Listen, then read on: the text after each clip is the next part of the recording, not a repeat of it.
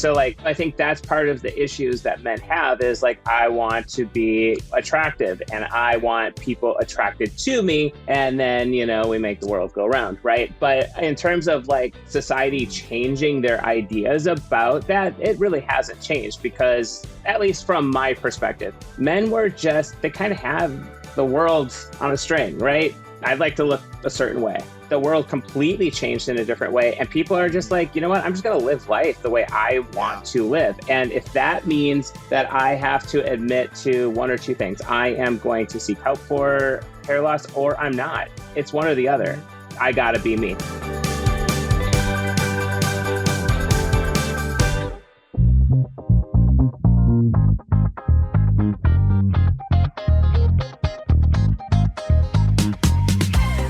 Welcome to HairPod, the podcast where you get to hear real people talk about their hair journeys.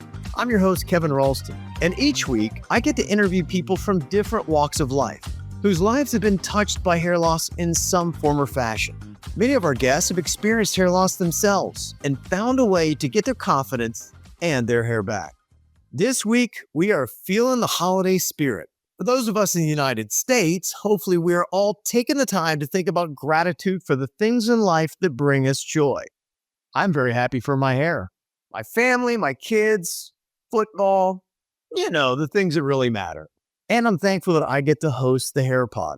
Not only do I feel like I get to help people out who are looking for hair solutions like I have always been my entire life, but I'm learning a lot about hair loss myself. And I'm starting to apply some of the things I've learned right here on the HairPod. And I'm thankful that you're listening. Thank you so much. As we enter into the season of gratitude, we wanted to revisit some of our most inspiring conversations with guests who have shared their stories with us, from the challenges they experienced to the joy that they felt when they finally got their hair back. If you've been watching your hair get thinner and you're feeling a little bit down about it, we hope these amazing guests can show you that there are options out there. And heck, maybe someday you're going to be sharing your own hair journey with others and helping them out too. Our first clip is from Tyler Moorhead. Yeah, great name for a guy losing your hair. Tyler is a filmmaker and an outdoor enthusiast. He came on the show to share his story with us, starting all the way back when he first began to notice a little extra hair coming out in the shower.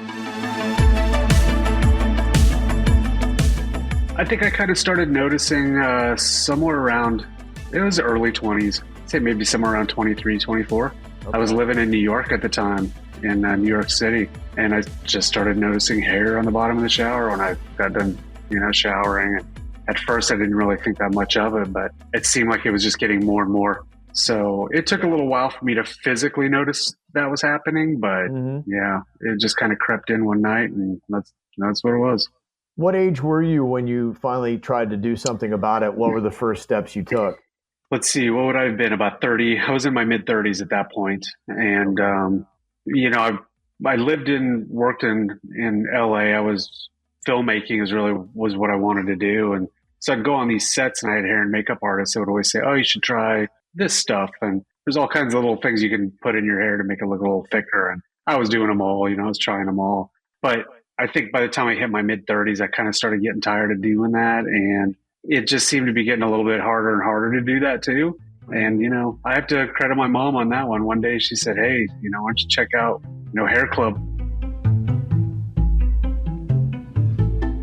Like many people, Tyler had reservations about trying a new hair loss solution. He wasn't sure what to expect. And even when he went in for his consultation, he wasn't sure which direction to go. He didn't want to pursue a surgical option, and he wasn't sure how the non-surgical options would look. Thankfully, his biggest cheerleader, his mom, convinced him to give it a try. After all, if he wasn't happy with the result, he could always go back to the way things were, so he had really nothing to lose. After Tyler tried a hair system for the very first time, his decision was made.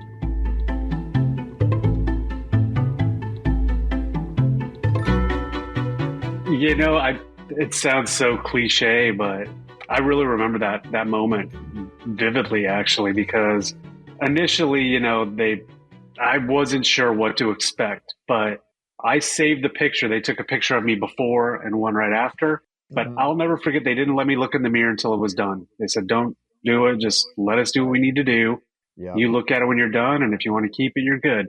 Well, when they wheeled me around in the chair and they swung it around and I saw myself in the mirror, I made the joke to myself, and this is a farm kid thing, like we don't speak up too much about much, but I remember thinking to myself, oh, there's that guy. I haven't seen him in forever. And it was just a really great feeling. And when I left there, I'll never forget too, I had a big dog at the time. I had an Akita. She had been in the house all day long. So when I got done at HairClub that day, I went home to walk her, to let her out and let her do her thing.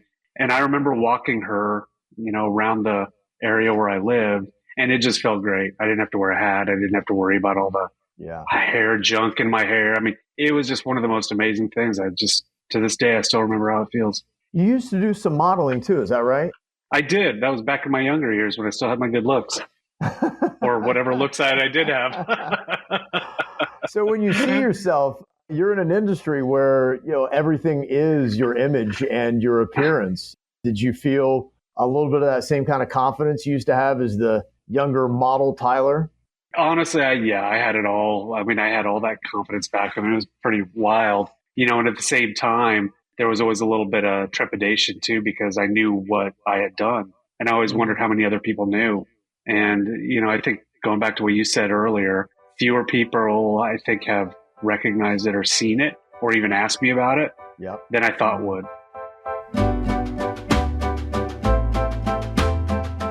Tyler's experience is a great reminder that the first and most important thing you need to consider when choosing a hair loss solution is to focus on how it makes you feel.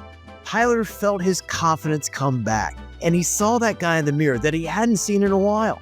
And this is the experience of so many guests that we talk to here on the HairPod. Hair loss can be an emotional thing. It can cause a lot of discomfort or anxiety. For many people, hair is tied to their sense of self, identity, and maybe most importantly, their confidence. And Tyler was no exception. Our next guest story is unique in that she was born with a rare condition that caused her hair loss. At birth, Abby Jensen was diagnosed with amniotic band syndrome. This condition caused scarring on her scalp, and a lot of her hair never came in. Things could have gone very differently for her if her mother hadn't found HairClub for kids when Abby was just 4 years old.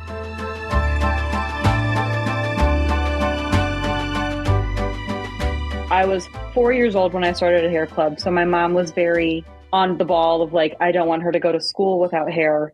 So we started with, I forget the organization, but there was one that wouldn't help me because I didn't have cancer. And then my mom found HairClub for men, because back then it was just club for men. There was really nothing else. And I would have to ask my mom who the directors or the people in charge were, but she found them. And they kind of were like, okay, let's meet with her. Let's see what we can do. So they met with me and my parents, and I've been a client now for 20 years. And Wow. 20 years. 20 years. That is crazy. Tell me a little bit about your journey. You started when you were 4 with HairClub. Yeah. You talked about, the different wigs that they have, and they have an amazing, the technology and the advancement in wigs, and you can speak to this more than I can. Have Absolutely. you seen just the technology and how it's changed from when you were 4 until what you can see now? Oh, yeah. So I remember my first wig was one I could put on and take off. So my parents had a little head that we would put my hair on when we'd go out in public, and then I'd go home and they would take it off and I'd be without it. And then my mom slowly realized that this was not sustainable for, a kid, running around, swimming and dancing and stuff. So we got into... They came up, well, I'm sure I was not the first person to do this, but they had me start using a hairpiece that I could glue onto my head. So they used a polyfuse kind of solution in the back of my head because it's less sensitive. So I had tape in the front and glue in the back for a long time. And I was able to swim, I could dance, I could run, I could shower, I could straighten it if I wanted to, add heat products and stuff. So that was, huge. It allowed me to be normal, like my friends and my parents and everyone else I knew. So that was, just huge in itself. To be able to have the hairpiece, it saved me, honestly. I can be normal, I can look normal, and you wouldn't know that I wear a wig unless you asked. And I used to be so hidden about it. If people would tell me, oh, I heard this, whatever. And I was just no, that's not true. My hair is real. I used to hide it, actually. I'm 24 now, so I've gotten to the point where I can share it. I tell my friends. I mean, I've only just recently started taking my hair off every so often, so I can kind of get used to washing my head on my own, because that was something I could never do. To be able to share with my friends and family, it was a big thing for me. I even come to work now with a scarf on, and that's pretty big too. So what are the reactions you get? What do people say? And well, now they love it. I mean, yeah. I tell people now and they're like, wow, like, I can't believe, like, I mean, you go through that. I can't believe you deal with this. I can't believe you can talk about it so freely. I mean, it's huge to be able to say to people like, oh, this is what I deal with. This is what I have. And to show people, I think it's, when I was younger, I wanted someone to look up to, and I didn't have that. I didn't have somebody that looked like me or that like had something similar to me. So it was hard. I mean, honestly, it was very tough, but now I can be like, this is who I am. It's not going anywhere. I can't change it. I can just embrace it. And I think that's kind of where I'm at, is to, I can show my friends, I can show my family, I can be open to strangers about like my hair situation and everything. So I think it's a big growth mindset, but also just like a acceptance factor. Is it's okay to be different. It's okay to have something different than other people. And that's the biggest lesson I've learned. Thanks to the efforts of her mom when she was little, Abby got to have a normal childhood and do everything she wanted to do without feeling singled out. Her incredible confidence and openness have brought her to the point where she now can be a role model to kids who are going through what she went through as a kid. And that is a testament to her growth and strength. She's not the only one who's experienced some growth when it comes to being open about their hair loss. Our society as a whole is starting to change and treat hair loss differently. Part of HairPod's mission is to talk openly about hair loss journeys of all kinds, and to share the challenges and the triumphs that touch everybody's life at some point or another. One of our most popular episodes of all time featured an interview with Christopher Erstner, a beauty expert and the founder of a cosmetics brand. We talked about his experience with hair loss and the changes he sees in society when it comes to men and the options that we have for changing our appearance.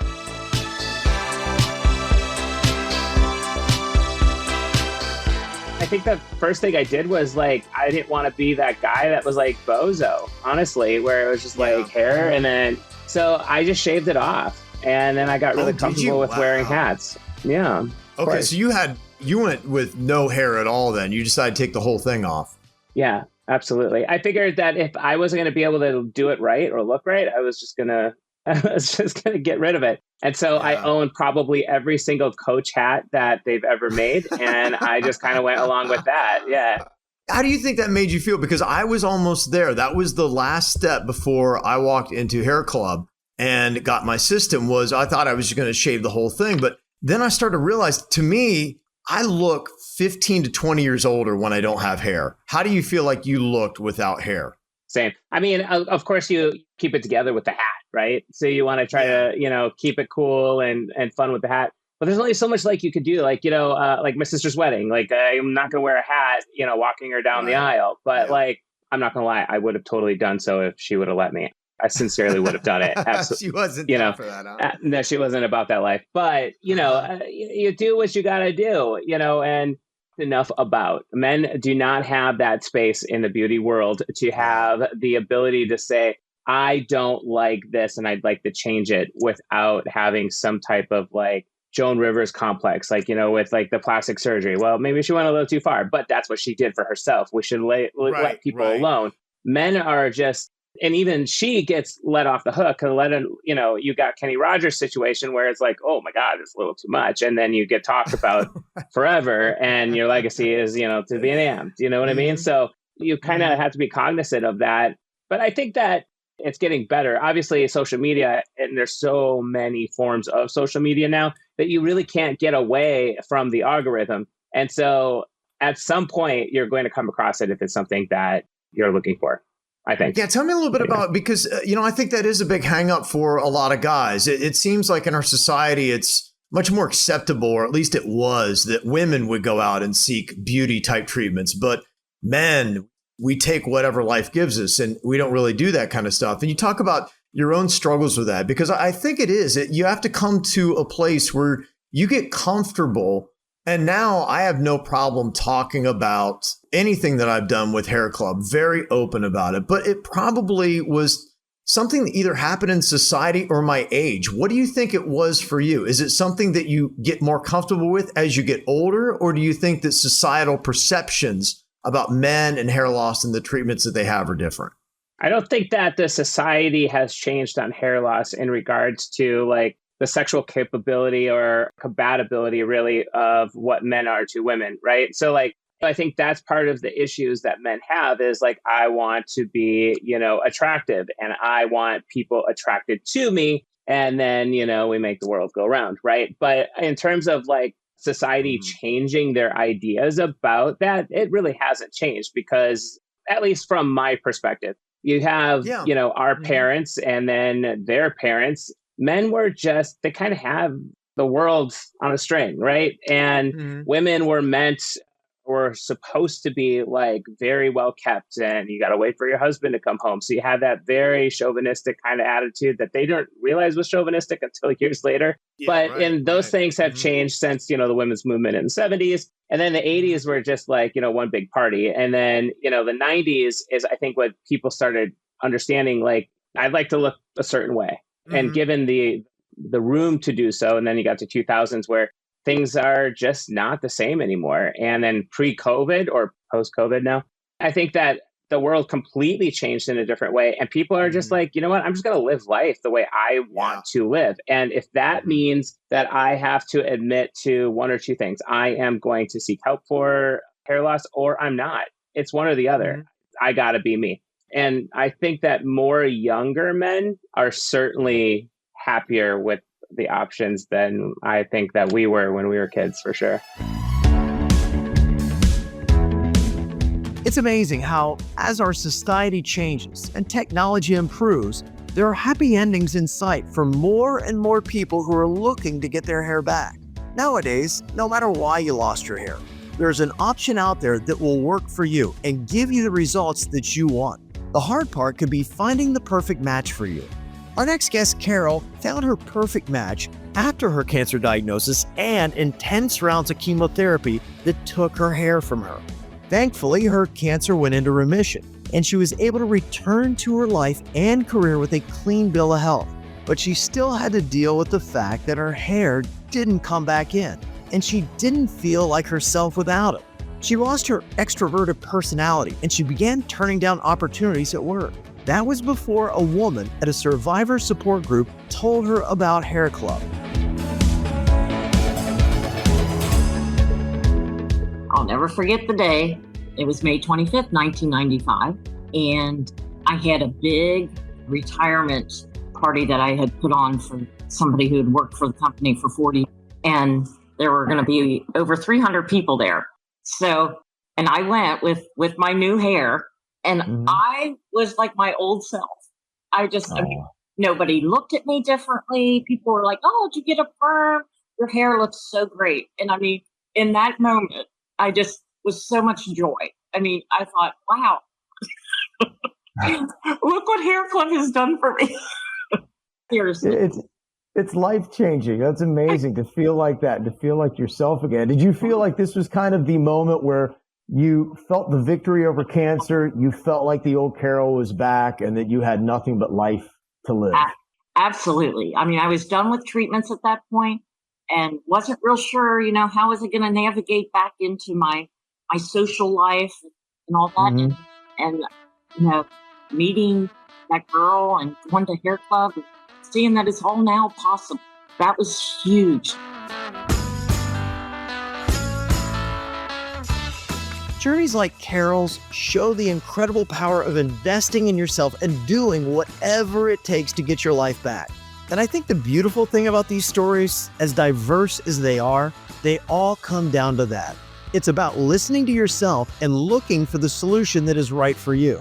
I was a person who realized at the age of 25 that I was starting to lose my hair. And looking back at the genetics of my family through my dad, my maternal grandfather, I knew I was probably doomed to have the same hairline that they did, which was pretty much non-existent except for the sides. So at that age, I sought out help and treatment. And I did some things that really slowed down my hair loss. But 15 to 20 years later, those measures just weren't as effective as they had been. And I knew I had to take a different step. I was getting to the point where it looked like I was really faking it. I'm getting like comb over guy kind of syndrome, or just patchy baldness that looked like I had some form of mange. It just wasn't how I wanted to look. I knew I had to do something. So I had two options. I thought either you can go on ahead and just shave it all off, or you can go with a place like HairClub.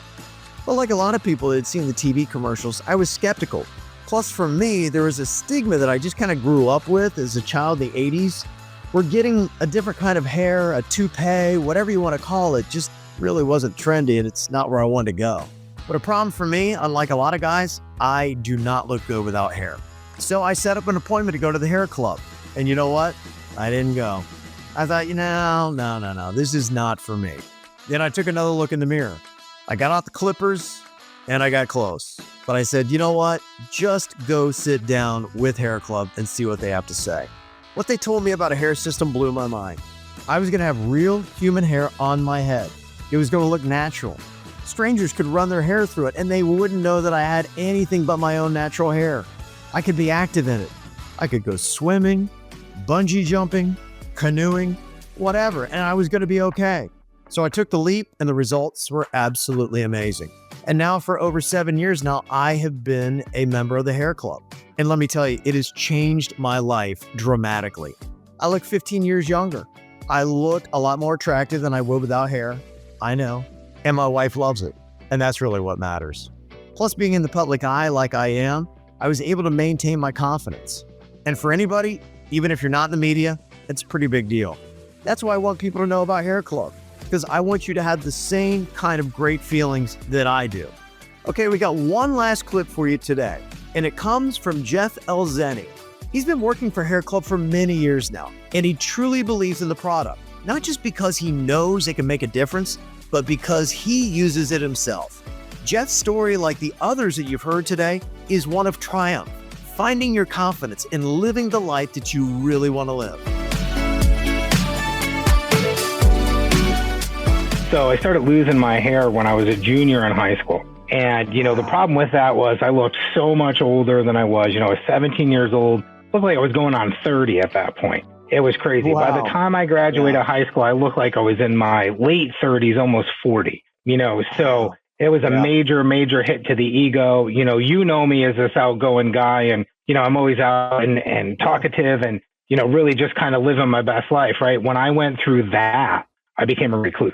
I didn't want, the attention. I didn't want people, to call me out on it. So I figured it would just be easier for me to not be in those environments. So I stayed away from it, and, that's really kind of where the story started. At 21 years old, I was dating a hairdresser, and, we had a conversation, and she said, hey, there's this guy that comes in my place, and he's a member and he looks really good, and maybe you should look into that. So at that point I did, ended up becoming a member not too long after, and getting my hair back. And man, like I said earlier, it was a life changer. And not only did it make me look younger, feel better, it gave me back. It gave me my life back, Yeah. So, all of that stuff. And then in the future, obviously, she wasn't the one. So dating and being out there again and being single and living that life, it was a game changer because you have your confidence. I wasn't worried about, I looked older than I felt and all that stuff. I felt younger. Yeah. I had a cool hairstyle. I was able to, working out and all that stuff. So it was a big change, and then for me, about a year and a half into it, I became an employee. So I started working with the company and really meeting with people. It was a mission of mine to be able to help people make the changes that I made. But that was really important to me. And, I won't take anything away from what I did in my prior years, but a lot of people, whenever I'm told to say, tell me something that nobody knows about you. Well, I'm a licensed electrician. So that's what I went to school to be. And What? That's what I did before I got involved in. Yeah, man. So, one of the jokes that I tell my friends that are like, why do you do what you do? It's, it's just a crazy field to be in. Well, my joke is nobody remembers who put the light switch in your house, right? But everybody remembers who helped them get their hair back and who helped them change their life, right? So to me, it was more of a meaningful move because I know what it did for me personally, and I wanted to be able to help other people go through that themselves.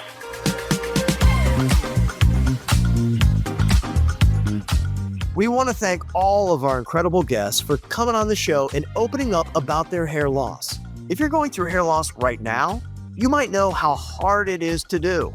And if you're someone who is currently supporting a friend or family member who is losing their hair, you probably see it too. HairPod would not be possible without people who are willing to share their stories in hopes that their experiences can help others. And we want to thank you for listening to this. You are helping us break the stigma surrounding hair loss by educating yourself and sharing with others, one story at a time. For more inspirational stories and words of wisdom from people who have been through hair loss, make sure to subscribe to the show on your favorite podcast app. Thanks for listening to another episode of HairPod. Check us out at HairClub on Instagram or search HairPod on Facebook to continue the conversation. If you know someone who could benefit from hearing this episode, we would love it if you would share it with them. If you're enjoying the show, consider leaving us a rating and review on Apple Podcasts or your favorite podcast app. We also have a website. Check it out by going to podcast.hairclub.com. We're here to build people up and share real stories so people experiencing hair loss feel a little bit less alone.